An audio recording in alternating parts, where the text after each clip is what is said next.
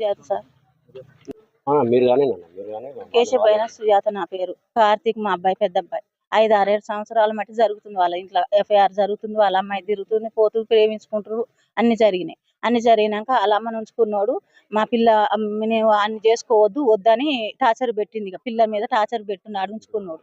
చింటుగాడని torture పెడుతుంటే వాడెక్కడ ఉంటాడు? బంగారుగడ్ల. మాది ఇంద్రమ్మ కాలనీ. అయితే ప్రేమించుకుంటుంటే వాడు వద్దని ఆ పిల్లని టార్చర్ పెడుతుంటే తల్లి టార్చర్ పెట్టి ఇక మా అవని మీద కేసులు ఇంకా పెట్టింది. జైలుకు పోయిన పోక్స్ కేసు అన్ని పెట్టింది. జైలుకు పోయిన తీసుకొచ్చినాక 4 రోజులు ఉన్నాడు. తీసుకొచ్చిన బెయిల్ మీద నేను బయటికి తీసుకొచ్చుకున్నాక ఆ అమ్మాయి ఫోన్లు చేస్తే నువ్వు చేస్తే సాగు బతుకు నాకు సంబంధం లేదంటుంది ఇప్పుడు అని నిన్న ఎంగేజ్మెంట్ చేసుకున్న ఫోటోలు వీనికి పెట్టిందంట. మా పిల్లగాడు సూసైడ్ చేసుకుని చచ్చిపోయాడు. మాకేం న్యాయం చేస్తారో చేయాలి. అమ్మాయి పేరు నవనీత, తల్లి పేరు శ్రీదేవి, తమ్ముని పేరు అని పేరు ఏం పేరా ఇక చూడండి సార్.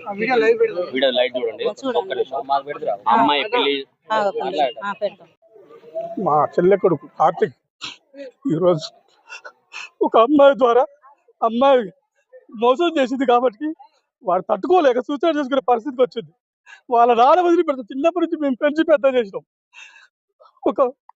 ఒక అమ్మాయి కోసం వాడు నిండు జీవితం ఆలోచన చేసుకోవాలి.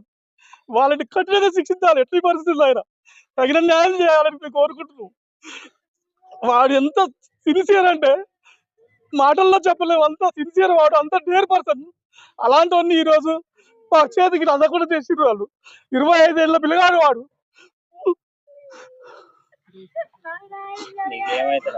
మా చెల్లె కొడుకు, అల్లుడు, మేనల్లుడు, మా చిన్న చెల్లె పెద్ద కొడుకు.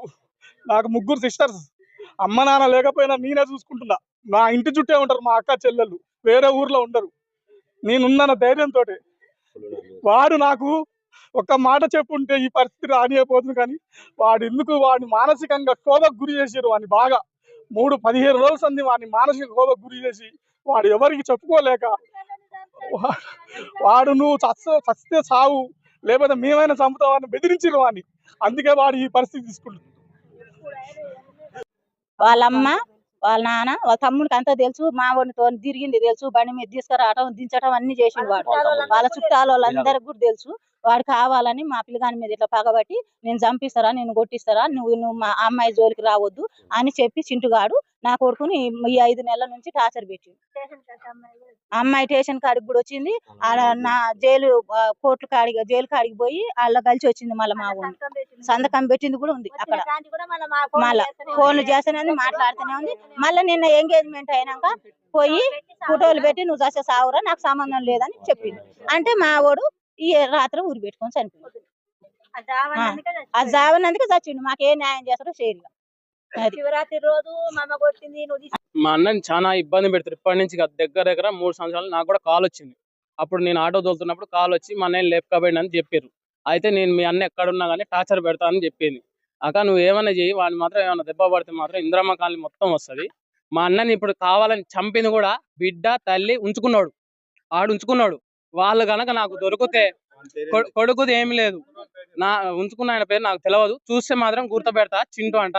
నేను మాత్రం వాళ్ళు నాకు దొరికిర్రు అనుకో, వీళ్ళు పోలీసు వాళ్ళు ఏ యాక్షన్ తీసుకోకపోతే, మీడియా వాళ్ళు ఏ యాక్షన్ తీసుకోకపోతే మేము చూసుకుంటాం. ఇక వాళ్ళు ఫుల్ యాక్షన్ తీసుకుంటేనేమో మేము వాళ్ళకు కూడా సపోర్ట్ ఉంటాం. మాది మొత్తం దగ్గర ఉండి చేయాలి. మా సొంతం అన్న మాకు న్యాయం చేయకపోతే మా అన్న సావుకి వాళ్ళే కారణం. మొత్తం వాళ్ళదే బాధ్యత. ఇప్పుడు మొత్తం వాళ్ళు ఇప్పుడు ఆ బాడీ పోస్ట్ మార్టం అయినా కానీ వాళ్ళ ఇంటి ముందర పెడతాం. మాకు న్యాయం జరిగేది దాకా దగ్గర 5-6 సంవత్సరాలు అవుతుంది, దాటిపోయింది. అప్పటి నుంచి అయినా నేను నాకు మ్యారేజ్ కాకముందు నుంచి అయినా మా అన్న నాకు చెప్పిండు. నాకు కూడా తెలుసు. సరే అన్న చేసుకొని ఏమున్నాలి, నేను కూడా వదిలేసిన. మా అన్నని కావాలని టార్చర్ పెట్టి వాళ్ళే చంపారు. మాకు న్యాయం కావాలి. ఇప్పుడు పోస్ట్ మార్టం న్యాయంగానే వాళ్ళు ఎక్కడున్నా వాళ్ళ ఇంటి ముందర పోయి బాడీ తీసుకుపోయి ఆడ పెడతాం. మాకు న్యాయం జరిగిన దాకా మేము ఆడనే ఉంటాం.